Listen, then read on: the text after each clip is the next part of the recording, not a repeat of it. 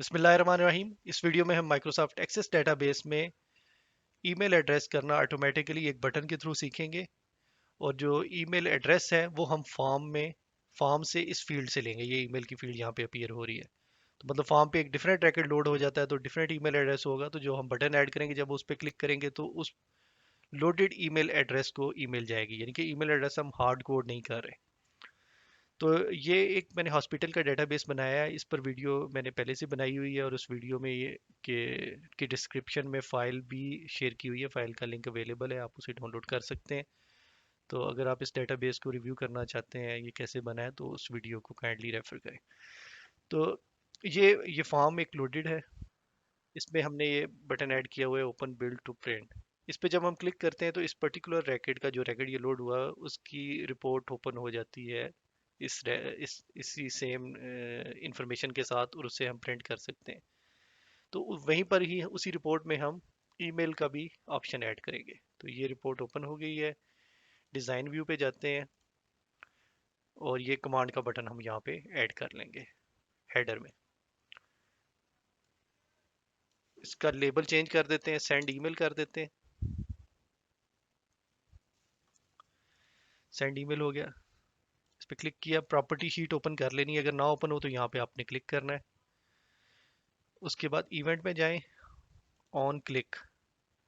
तो ये extreme right पे जो डाउन एरो के साथ बटन है उस पर क्लिक करेंगे तो ये ऑप्शन चूज बिल्डर के हमारे पास आ जाएंगे।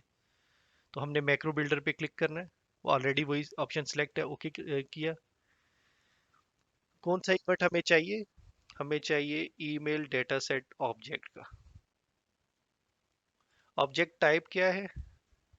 रिपोर्ट है जिसे हमने सेंड करना है। उसका नाम क्या है? एक रिपोर्ट हमारे इस डेटाबेस में बनी हुई है, वो हम सिलेक्ट कर लेते हैं। किस फॉर्मेट में ईमेल जाए? अटैचमेंट पीडीएफ फॉर्मेट हो तो हमने वो ऑप्शन सेलेक्ट कर लिया। टू में हमने रेफरेंस देना है अपने फॉर्म की फील्ड का। इक्वल टू का साइन लगाएंगे और रेफरेंस लिख देंगे। रेफरेंस हमारे केस में क्या होगा? Equal two forms, exclamation mark है, और उसके बाद है फॉर्म का नाम, बड़ी ब्रैकेट में फॉर्म का नाम है बिल। ये देखें, ये साइड पे ओपन भी हुआ हुआ है। फिर एक्सक्लेमेशन मार्क और ईमेल। तो फॉर्म के अंदर जो भी ईमेल लोडेड होगी उसे ईमेल चली जाएगी। फील्ड का नाम है ईमेल, फॉर्म का नाम है बिल, बड़ी ब्रैकेट के अंदर और साथ में एक्सक्लेमेशन मार्क।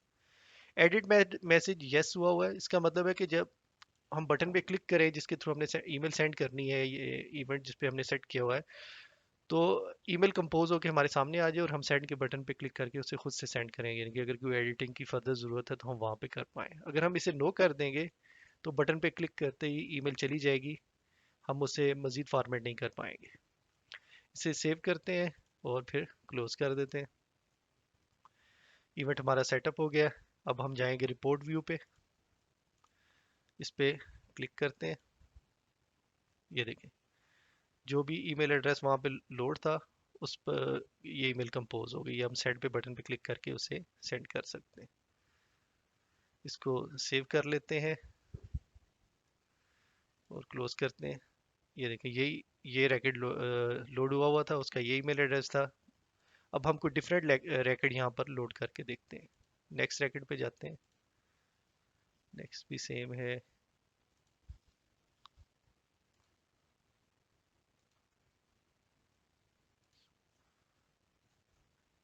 सॉरी, हम सब फॉर्म के रैकेट्स को आगे पीछे कर रहे थे। ये डिफरेंट पेशेंट का रैकेट ओपन हो गया है, उसका ईमेल एड्रेस भी डिफरेंट है। अ, इसकी रिपोर्ट ओपन कर ली। अब सेंड ईमेल के बटन पे क्लिक करते हैं।